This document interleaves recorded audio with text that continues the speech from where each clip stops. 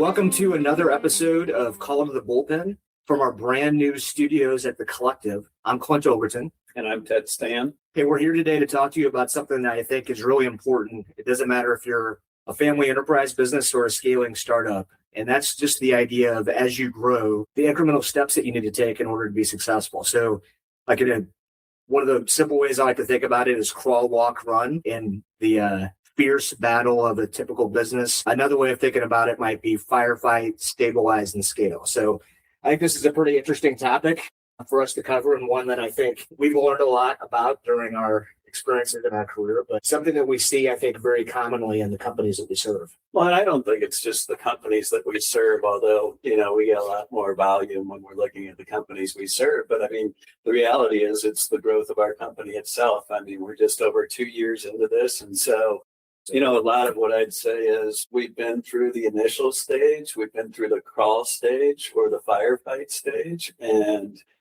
I would say that we're moving into the next phase of that, which is stability, or the walk portion of it. Just expressing to our listeners, what we've been through personally and what we see from our clients is, what we want to get out there to them today. Absolutely. And, I think that, there's some different examples we talked about a little bit over the last couple of days as we were preparing. So, and one of them was really just typically for most business owners or leaders of organizations, there is this pull, and kind of an understandable one, to kind of stay in the fight as long as you possibly can, be kind of the pivot and the anchor for every decision. And as you start to scale the business, that becomes more and more difficult. I think what we oftentimes see is a business that has probably waited way too long to professionalize their operation. They are ready to make a change. And so it kind of goes from like this, I've held off as long as I possibly can, to now I want to kind of skip 7 or 10 steps and get to the finish line. And I think part of what we want to help educate people on is the importance of going at the right pace and taking the right steps in order to be successful. And so I know one that you and I talk about, very commonly, because it's kind of the backbone of any business, but it really applies to operations or sales or marketing, or really any critical key part of your organization. But financial operations is a place where we typically see this like very, very consistently. And that graduation of the office manager who was doing bookkeeping, that then as the business became more and more top heavy in terms of growth and scale, more and more stuff kind of got lumped on the shoulders of that person. And then over a period of time, there's a recognition that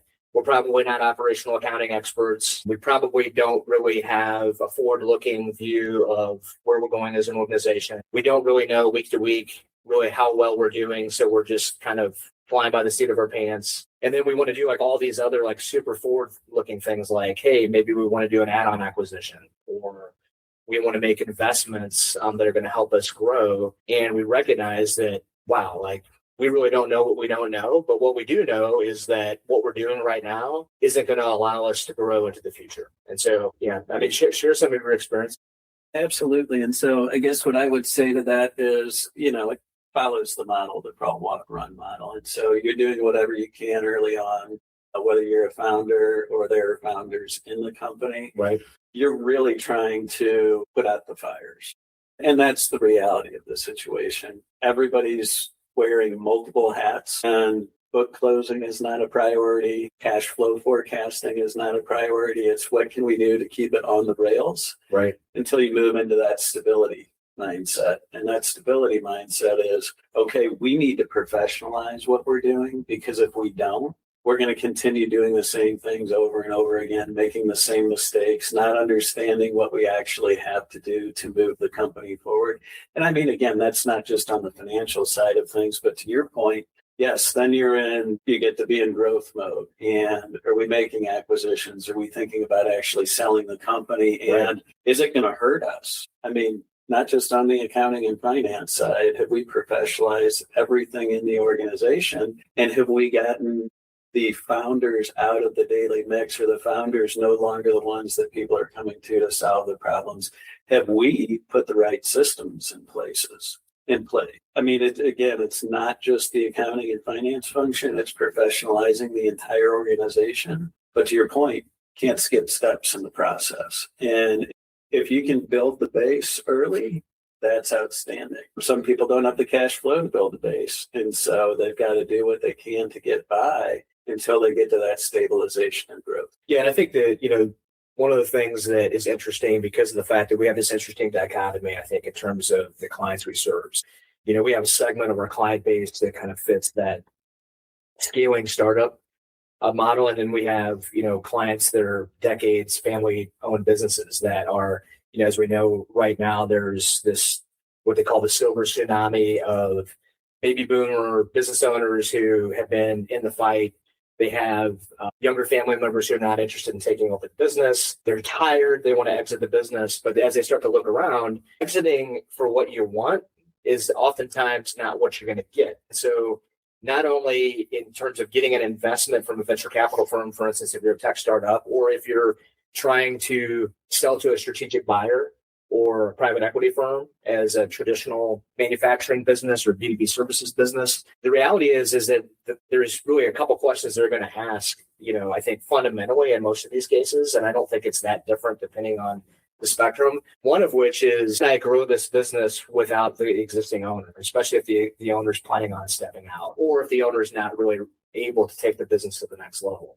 So that's one fundamental question. Does the business stand on its own? And then the other part of it is how fast can we scale it? Because everybody's making an investment because they want to make money. So let's just be very real. They don't want to start seeing returns 3 or 4 or 5 years ago because they have to come in and do all the work that you didn't do. They want to basically be able to walk into a stabilized foundation, and they want to start growing that business and seeing incremental returns in the first 12 months of their investment, right?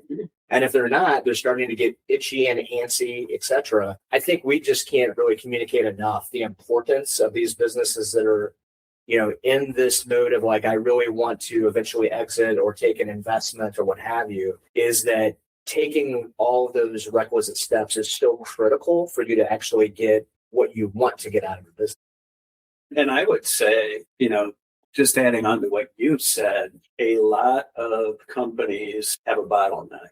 And whether the bottleneck is the CEO, generally there is a bottleneck, and it's freeing up that bottleneck. Because when it comes to exiting specifically from a valuation standpoint, again, to your point, if they have to professionalize the organization, it's just going to turn down the multiple. And most founders want to exit for a multiple that they feel is fair and reasonable. I'm not saying that all founders are going to exit for the maximum multiple. Sure. Obviously, taking into account their employees is important.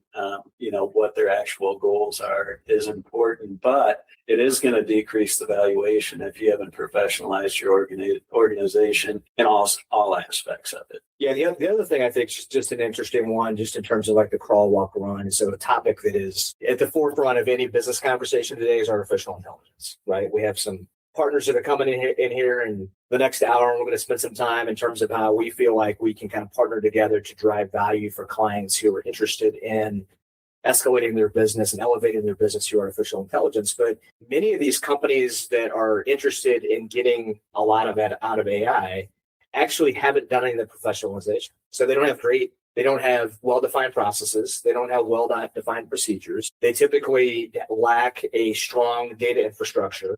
They don't really know the quality of the data they have in their organization, all of which you have to have rock solid if you really want to get ROI out of artificial intelligence. I mean, artificial intelligence, sure, there's things that you can do to augment your business using Claude or ChatGPT or whatever the flavor of the day is. But those big operational efficiency gains where businesses are either A, saying, I'm trying to reduce costs, or B, which I think is actually smarter, is they're taking a look at their business and saying, how do I take these really valuable resources that I have and have them spend more time on value-added activities that can grow the top line, take away all the very task-heavy oriented activities and utilize automation and AI to do that for them? You can't do that if you haven't kind of fixed up your own backyard. Absolutely. AI can be a wonderful tool, but to your point, it's all about what is the basis and what are you going to be using the AI for. If you haven't set that up properly, if you don't have the correct resources, if you don't have the correct executive team, you're not going to be able to utilize it, and you're going to be losing out to the competition that is. Sure. And so I think, the overwhelming message that we're trying to share today is it doesn't really matter what industry you're in. It doesn't matter if you're a 5-year-old business that's trying to seek capital from venture capital firm, for instance, because you have, a really interesting tech stack that and a solution that you think is going to kind of change the universe. It doesn't matter if you're a 50-year-old manufacturing business. If you're at that stage where you recognize that your growth is stifled, there's work that you have to put in, right? There's no easy button. There's no kind of skipping steps. And candidly, in many of these organizations, to the point that you made earlier, it has taken them a long time to be willing to make the investment because they have to free up the cash to invest in these areas in order to seek the growth. In order to do that, they need to start to see incremental returns on the work that they put in so that they can invest further so that they can get into that growth and scale stage. So there's no shortcut. And I guess the other thing I would say is if, you just look at the progression of a company. So let's just say it's one founder. And so you're in firefighting mode. You're trying to be the hero. I mean, that's really what you're doing because all the problems are coming to you and you have to have solutions for all of those problems. You get to stability mode and it becomes more, okay, I'm a leader now. That's right. And then it goes from, okay, we've stabilized it. I'm a leader to, okay, now I'm really an advisor to my team. And they actually should be solving all of the things that we've been doing through firefighting and stabilization. But that also doesn't mean that everybody's going to be able to make that journey with you. Not everybody can transition out of hero mode into leadership mode. Not everybody can transition out of leadership mode to advisor mode. And so we talk a lot about right butts, right seats, right people, right seats. I like right butts. But I mean, there's a reason that we talk about it a lot because not everybody can make that transition. And I think the other thing I would say, because as we kind of wrap up some of our thoughts today, I would say that if it's making an investment in bringing in experienced professionalized resources in your organization, if it's making key hires in your business to help make some of those incremental gains in terms of professionalization of your business. There's a lot of small businesses out there that are investing in operating systems and creating cadences and processes around what they do. Obviously, EOS is a very popular fit in that specific space. But even in that case as well, like it is not a quantum leap forward. So like when you start EOS, for example, and there's, I think, this aspiration in many cases that the CEO is like, I'm embracing this visionary and I'm going to have somebody who's kind of take care of everything. Well, there's a big divide typically to get to that point to where you're describing, which is you have to get to that really strong stabilization point before you can let go as the leader of the organization and fit into that seat that is more visionary, advisory, strategic thinker. And you can't just decide that, hey, at the end of this year, like we finally took a step forward and we implemented EOS or scaling up or whatever.